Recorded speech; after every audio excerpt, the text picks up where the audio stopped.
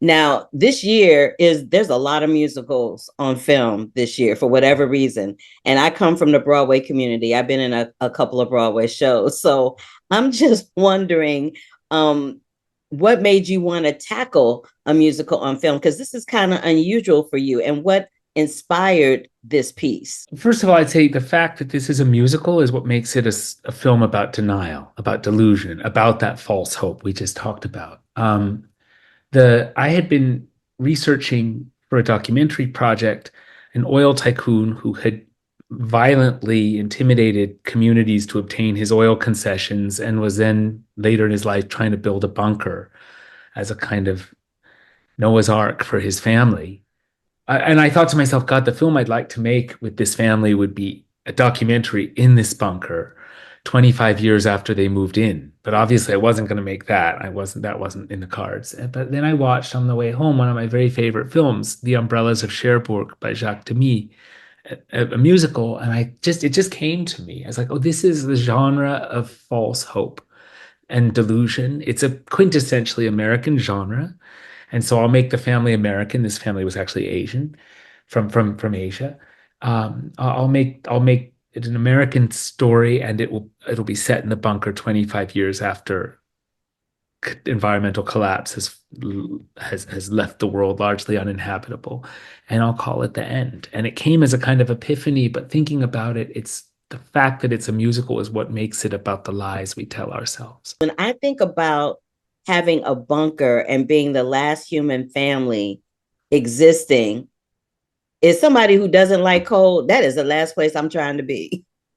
Yeah, it's a salt mine. And early in the process, we realized that, because this what gets the characters singing is their lies. It's the moments, these crises of doubt where they desperately try to convince themselves of that everything's okay, and that takes the form of music. So it's not the truth that sings in this musical, it's these luminously beautiful seductive lies, and where the truth comes in are in the silences. It's in the silence when they stop singing that the truth screams through.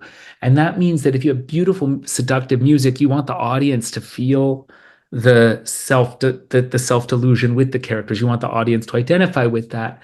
And that meant we should forget that we're in a bunker. So the film shouldn't have that claustrophobe. When the characters are able to forget it, we should forget it. And then that meant that meant that we should have exteriors. And so we decided that we shouldn't, if you film a whole movie in rooms with no windows, it starts to feel claustrophobic. And so we knew we decided that we would build the finished rooms, these palatial rooms, almost like an ant colony or a termite colony, as these finished caverns within a broader subterranean structure. And that's this salt mine deep under Sicily, an underground ocean that millions of years old, that we filmed in for 3 weeks. We were just completely underground. So that wasn't a set. That was wow. Okay. Okay, Joshua, I see you. I was like, how did they build that? I'm glad I asked. Wow, that's impressive. That is The really world's impressive. most beautiful salt mine. It's impressive. Yeah. Well, I so like your set. That's oh, really, thank you. Thank yeah. you. It's my house, so Your house? Yeah, cool. yeah, I'm proud of it. Thank you so much for Cool. saying that. I appreciate it. Yeah.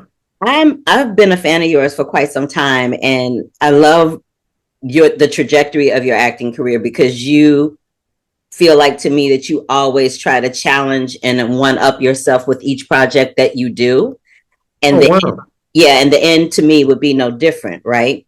Yeah. So would you say as an actor who spent quite a bit of time on the stage, at Steppenwolf and some other theater companies, would you say with this film and with George and Tammy that you have been tapping into your musical side and stepping out of your comfort zone a little bit?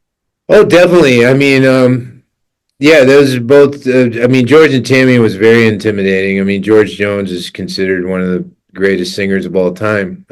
So that was a big challenge. And with this, I wouldn't say it was more comfortable, but it certainly wasn't as intimidating. Just because I knew I didn't have to sound like someone else. Like I didn't have to sound like a famous singer that everybody loved. I just needed to sound like Father. I really enjoy character singing, like singing in the voice of a character and still communicating through the lyrics and the singing the same way that you would through the dialogue. Um, that it's not two separate things necessarily. That you're always in character, telling the story.